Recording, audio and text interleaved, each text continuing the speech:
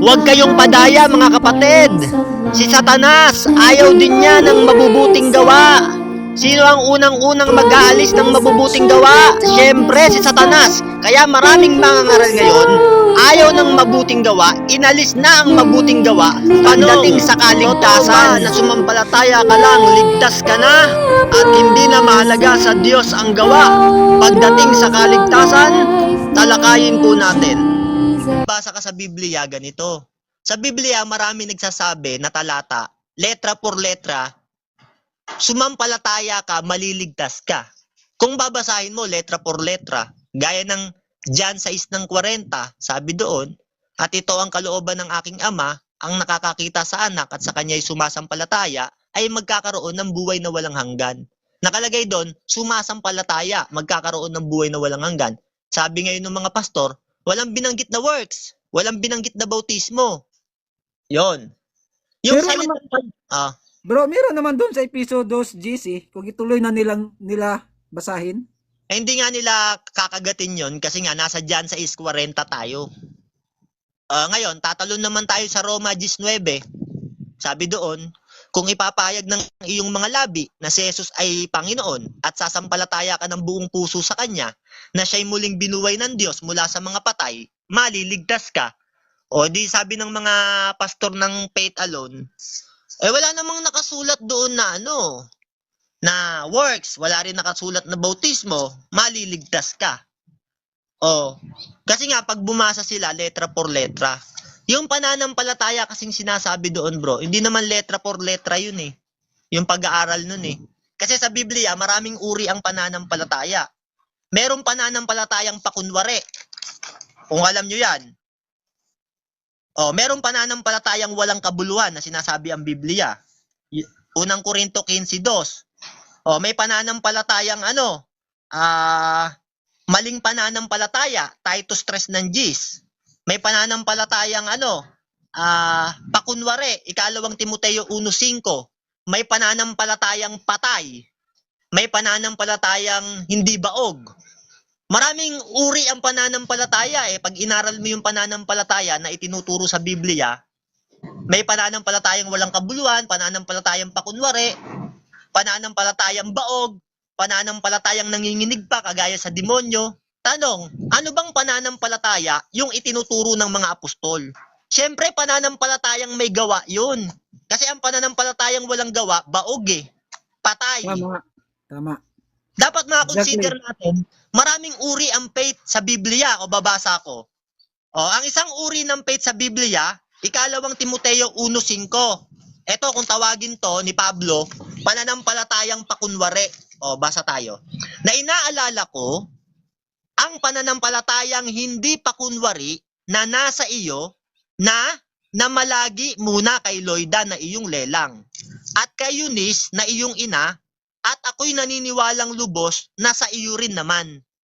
Sabi niya kay Timoteo, inaalala ko ang pananampalatayang hindi pakunwari na nasa iyo. Meron palang pananampalatayang hindi pakunwari na kay Timoteo. Ibig sabihin, meron pananampalatayang pakunwari, alam ni Pablo. Meron talagang mga taong sumasampalataya pero pakunwari. Yung ba, ligtas ba yon? May pananampalataya yon pero pakunwari. Ligtas ba yon? Imposible naman ligtas yun, pakunwari nga eh. Yung isang uri ng pananampalataya, Titus 3 ng Gs. Ang taong may maling pananampalataya, pagkatapos ng una at ikalawang pagsaway, ay itakwil mo na. Tanong, yung bang may maling pananampalataya, ligtas ba yon? May pananampalataya yon, pero mali. Ligtas ba yon? Hindi, syempre, maling pananampalataya nga eh. Itakwil mo, sabi ng apostol, itakwil mo na. Uri rin yun, isa rin yun uri ng pananampalataya, maling pananampalataya. Ano pa yung isang uri ng pananampalataya? Yung tinatawag naman na pananampalatayang walang kabuluhan. Kasi merong mga tao sumasampalataya sa Diyos, pero yung kanilang mga gawa, kasamaan. Hindi nakikita sa gawa yung kanilang pananampalataya. Kaya kung tawagin yan, pananampalatayang walang kabuluhan eh. Pero may pananampalataya sila. Naniniwala sila sa Diyos. May faith Bro, sila, naniniwala bro, sila. Pero, naalala ko tuloy yung binhi yung uri ng binhi. oh. Ito, basa tayo unang Korinto 15:2. Sa pamamagitan naman nito'y, ligtas kayo kung matyaga niyong iingatan ng aking salita na ipinapangaral sa inyo. Maliban na nga kung kayo'y magsisampalataya ng walang kabuluhan. Sa Biblia, merong pananampalataya na sinasabi ang apostol na walang kabuluhan. Maliban na lang kung sumasampalataya kayo, sabi niya, ng walang kabuluhan. Meron sumasampalataya, pero sumasampalataya ng walang kabuluhan. Bakit? Naniniwala silang may Diyos, sumasampalataya sila, pero hindi nakikita sa kanilang buhay yung Diyos nila. Hindi nakikita sa kanilang sarili, yun sa kanilang mga gawa, na may Diyos sila. Kaya ang pananampalataya nila, walang kabuluhan. Pero may pananampalataya sila, kapatid. Walang kabuluhan nga lang. Ligtas ba yon? Di ba? Kaya nga sa Biblia, hindi pag nakabasa ka ng, sabi sa John 6:40, at ito ang kalooban ng Ama, ang nakakakita sa anak at sa kanya'y sumasampalataya ay magkakaroon ng buhay na walang hanggan. Sabi nung pastor na Korkor, sabi niya, walang binanggit na gawa, ligtas na, sumampalataya lang. Letra por letra ka nag-aral. Dapat sa Biblia, malaman ng isang tao, merong pahayag sa Espiritu. Kaya nga sabi sa unang Korinto 2:10, ang Diyos ay nagpapahayag sa atin sa pamamagitan ng Espiritu. Hindi pwedeng letra por letra lang. Kaya nga utos sa Biblia, Isaiah 34:16, inyong ngang saliksikin sa aklat ng Panginoon at inyong basahin. Sasaliksikin mo. Kasi may pahayag sa Espiritu Hindi pwedeng pag binasa mo lang, letra por letra, walang gawa dapat sa Biblia, makonsider din natin na sa Biblia, marami rin uri ang gawa. Kung ang pananampalataya maraming uri, ang gawa rin maraming uri. Sampulan natin ng isang uri ng gawa. Merong tinatawag sa Biblia, gawang sarili. Gawang ayon sa sarili. Titus 3:5. Sabi diyan, na hindi dahil sa mga gawa sa katwiran na ginagawa nating sarili. Meron palang mga gawang katwiran na ginagawa mo sa sarili mong gawa. Yung kasing gawa na yun, gawang sarili. Gawa na walang pananampalataya, gawa na maitaas ang kanyang sarili niya ang mapupuri.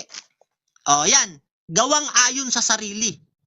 Yan din na nakalagay sa Efeso 2:8-9 Sabi diyan sapagkat sa biyaya kayo'y nangaligtas sa pamamagitan ng pananampalataya at ito'y hindi sa inyong sarili. Hindi sa inyong sarili. Kasi nga, merong gawang ayon sa sarili. Yun ang isang uri ng gawa. Pero merong gawa, hindi gawang ayon sa sarili. Gawang ayon sa kalooban ng Diyos. Hebreo 13:21. Ay pakasakdalin nawa niya kayo sa bawat mabuting gawa upang gawin ang kanyang kalooban. Hindi gawang sarili yon. Gagawin mo kalooban ng Diyos. Gawang ayon sa kalooban ng Diyos. Hindi gawang sarili. Sabi ni Pablo sa Pilipos 3:9, kasi yung gawang sarili, hindi ka kayang iligtas nun Pero merong gawa, hindi gawang sarili. Gawang ayon sa kalooban ng Diyos. Gawang may pananampalataya. Gawa ayon sa katwiran ng Diyos. Sabi yan ni Pablo. Pilipos 3:9. At ako'y masumpungan sa Kanya na walang katwirang aking sarili. Sabi ni Pablo, masumpungan ako ng Diyos. Walang katwirang aking sarili. Gawang sarili, wag. Wag ako masumpungan dyan ng Diyos, sabi ni Pablo. Sa makatuwid bagay sa kautusan. Wag akong masumpungan ng gawa na ayon sa kautusan na gawang aking sarili.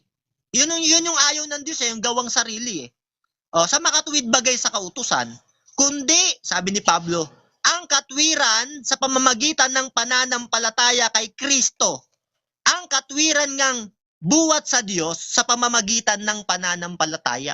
Meron palang katwiran galing sa Diyos Hindi gawang sarili. Gawang ayon sa kalooban ng Diyos, Hebreo 13:21. Anong katunayan?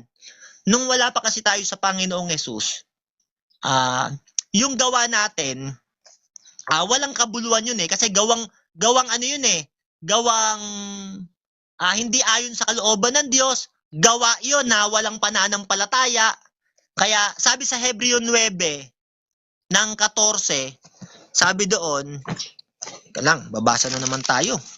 Tulad ba yan ng yung pagluhod simula sa pinto hanggang sa may dambana? Sabi sa Hebreo 9 ng 14, teka lang bro Wala ba kayong Biblia dyan? Para di na ako nahihirapan sana. Eto, gaano pa nga kaya ang dugo ni Kristo Jesus na sa pamamagitan ng Espiritong walang hanggan ay inihandog niya ang kanyang sarili na walang dungis. Sabi ni Pablo, gaano pa nga kaya yung dugo ni Kristo Jesus na sa pamamagitan ng Espiritong walang hanggan, inihandog niya yung kanyang sarili na walang dungis. Bakit? Sa Diyos, upang maglinis sa ating mga budhi sa mga gawang patay. Merong mga gawang patay na nilinis tayo ng Diyos sa mga gawang patay. Bakit? Tuloy natin ang basa. Upang magsipaglingkod sa Diyos na buhay.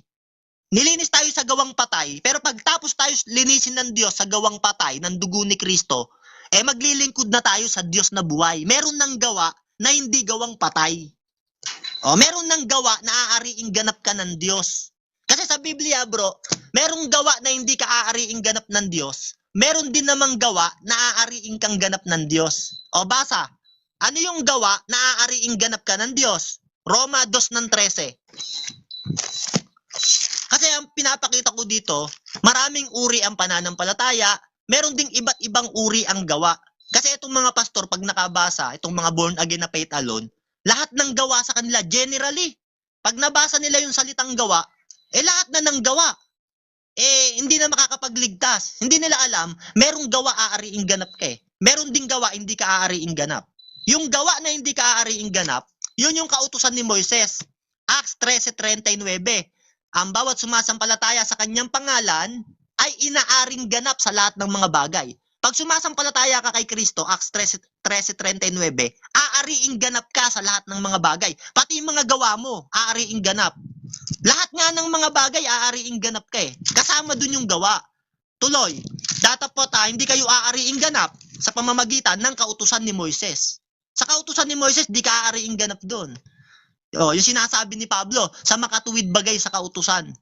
Wag masumpungan ako ng Diyos sa katwirang aking sarili, sa makatuwid bagay sa kautusan. Hindi ka aariing ganap sa kautusan ni Moises Pero kay Kristo, lahat ng mga gawa mo, aariing ganap ka pag sumampalataya ka Kaya sa Biblia, may pananampalatayang kaya sa Biblia, merong gawang aariing ganap ka at merong gawa na hindi ka aariing ganap.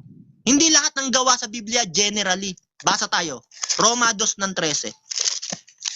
Hindi naman to alam ng mga pastor ng born again Sila pag nakabasa ng gawa generally. Lahat ng gawa iisa lang Ito 13. Roma 2:13.